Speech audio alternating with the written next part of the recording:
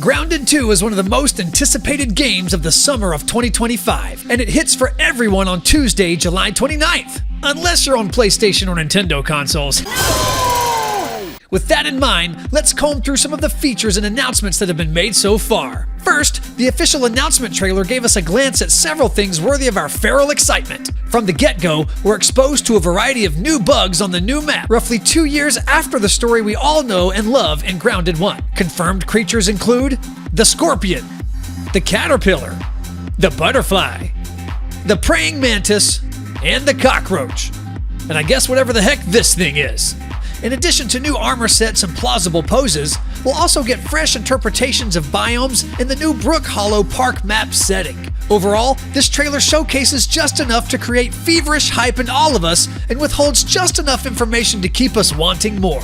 Thankfully, Obsidian offers a variety of announcements on Twitter that put to rest some shaky rumors and affirm some other cool features in the game. More on those in a minute.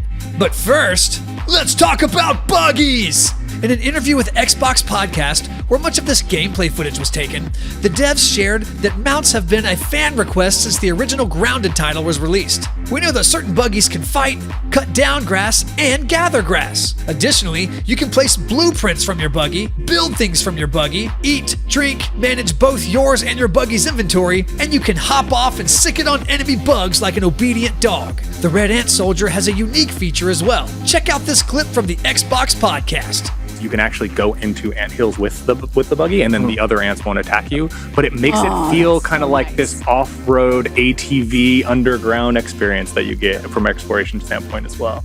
The Orb Weaver buggy doesn't share all the same features as the Red Ant Soldier, but can take bigger and stronger bugs better in light of its sheer size. Just watch how it engages with a scorpion. But don't worry. If you don't like the idea of riding a spider, you can always pretend in arachnophobia mode. Just check out this Invisispider! Buggies are going to change the way we play the game, and having a couple of options at launch promises for some creative gameplay. Since some secrets require buggies to access, it will be something you definitely want to prioritize. Just make sure you've got your hatchery in place, or else you're committed to walking around in your aphid slippers. Now, we know from the trailer and other sources of gameplay footage that both the Red Ant Soldier and the Orb Weaver Spider are available to ride. And while the devs have announced that these two are likely to be the only two available at launch, plans for more buggies could be on the menu as they gather feedback from playtesting. So get out there and giddy up! Another feature hyped on the Xbox Podcast were the Archetypes, or classes. The Warrior, the Ranger, the Mage, and the Rogue make up our list so far. Let's see what the devs had to say about it. We're starting off with 4 of them. There's like a Warrior, a Ranger, a Mage, and a Rogue are the basic D&D types. And these aren't classes that you'll select, but there are things in the interface that help the player understand, like if I want to go do this today, maybe with all of my friends, I'm going to be the Ranger who's going to support them from a distance. Oh, I should take this armor. I should take this weapon. I should select these mutations right now. And it will really help guide that player experience in a way that we think will just sort of make playing Grounded easier and more fun. The new armor sets appear to have correlating mutations that create synergy for your character, carving some space in-game to master a class or role on your team of tiny adventurers. Now, let's talk about combat. The addition of Archetypes is complemented by some new mechanics in the game, namely dashing and dodging. First, dashing. Let's get back to the devs. You tend to dash in and out of danger. You could also dash in and do like heavy attacks, which are pretty cool.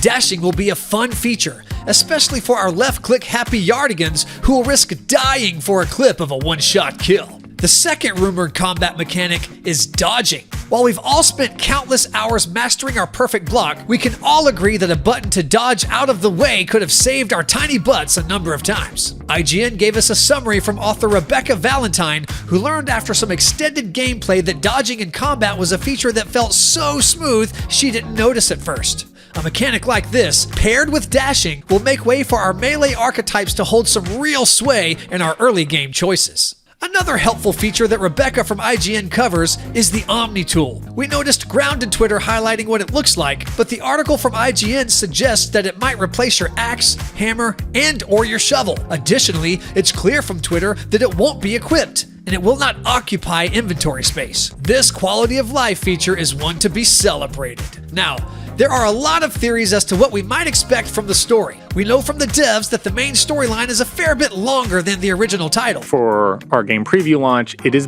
basically Act 1. It'll take you quite a bit more time to get through the main story of this one. But just what is the story about? If you want a thorough, well-written fan theory on a primary protagonist we've not yet met, then hop on over to Reddit and see what Trevicarus has to say about it and the origin of buggies, and why that may be important to us in Grounded 2. But if you haven't figured it out already, we should expect a thinly veiled return of Omni-Tool, and what is likely to be a series of riddles and mysteries to explore over a wider and far more dangerous landscape than a suburban yard. I cannot wait for Grounded 2. The quality of life features, the buggies, the archetypes, the new bugs, the Omni-Tool, the concept of future DLC alongside of the promise for no microtransactions?